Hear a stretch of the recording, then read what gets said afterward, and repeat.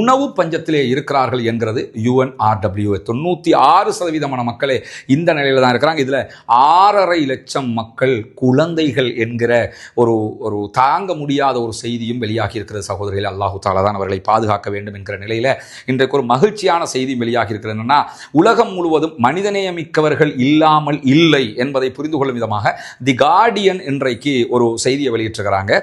அந்த செய்தியை Al Jazeera உள்ளிட்ட ஊடகங்கள் மேற்கோள் காட்டியிருக்கிறது. குறிப்பாக பாலஸ்தீனத்தை தனி நாடாக அங்கீகரிக்க வேண்டும் என்று சொல்லி இன்றைக்கு பாலஸ்தீனத்தை தனி நாடாக அங்கீகரிக்க வேண்டும் என்று சொல்லி இன்றைக்கு பிரிட்டிஷினுடைய தொழிற்கட்சியைச் சேர்ந்த 60 எம்பிக்கள் கடிதம் எழுதியிருக்கிறார்கள் வெளியுறவு செயலாளருக்கு என்கிற ஒரு மனதுக்கு இதமான ஒரு செய்தி வெளியாகி இருக்கு. நமக்கு தெரியும், இந்த காசாவினுடைய பிரச்சனை இருக்குது இல்லையா? இன்னைக்கு அமெரிக்கா இஸ்ரேலுக்கு ஆதரவாக நின்றுகிட்டு இருக்கிறான். ஆனால் உண்மையிலேயே பாலஸ்தீனத்துக்குள்ள இஸ்ரேல் என்கிற ஒரு நாட்டை உருவாக்கின மிகப்பெரிய குற்றத்தை செய்தவர்கள் யார் என்று சொன்னால் அது பிரிட்டிஷார் தான் இந்த ஒரு அநியாயத்தை பண்ணினாங்க. அந்த காலனித்துவம் முடிகிற காலகட்டங்களில் அரபு நாட்டு ஆட்சியாளர்களை எல்லாம் ஏமாற்றி செய்யப்பட்ட ஒரு விவகாரம்.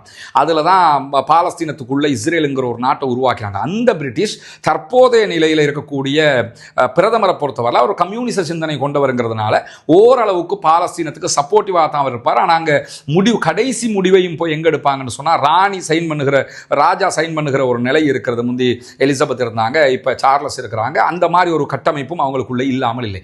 இப்படி இருக்கிற சூழல்ல தான் 60 எம்பிக்கள் கடிதம் எழுதியிருக்கிறார்கள் வெளியுறவு செயலாளருக்கு. உடனடியாக காசா பகுதிகளில் இன அழிப்பு நிறுத்தப்பட வேண்டும்.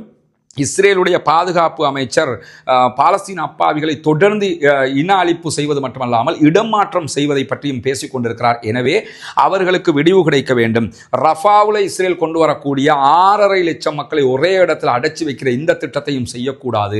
எனவே பாலஸ்தீனத்தை தனி நாடாக அங்கீகரிக்க வேண்டும், இதற்கு ஏற்பாடு செய்யுங்க அப்படின்னு சொல்லி இன்றைக்கு கட்சியினுடைய 60 எம்பிக்கள், ஒருத்தர் 2 பேர் கிடையாது, 60 எம்பிக்கள் கையெழுத்திட்டு அறிவித்திருக்கிறார்கள் என்கிற செய்திகளை நம்ம பார்க்க முடிகிற அதே நேரத்தில் இன்றைய நாளும் இஸ்ரேலிய ஆக்கிரமிப்பு ராணுவம் ஒரு அறிக்கையை வெளியிட்டிருக்கிறார்கள். அதில் அவங்க என்ன சொல்றாங்க, CNN-க்கு இஸ்ரேல் ராணுவத்தினுடைய நடவடிக்கை தலைவர் வெளியிட்டிருக்கக்கூடிய அறிக்கையில் என்ன சொல்றாருன்னு கேட்டா, பாலஸ்தீன விடுதலை ராணுவம் நம்முடைய போர் பலவீனங்களை அடிப்படையாக கொண்டு மிக துல்லியமாக செயல்பட்டு வருகிறது. ஏன்னா இந்த நம்ம திரும்ப சொல்றதுதான், இந்த ஈரான் இஸ்ரேல் வார் ஏற்பட்டுச்சா இல்லையா, இந்த சமயத்தில் ஏதோ ஒன்று நடந்திருக்குது. அது மட்டும் தெரியுது.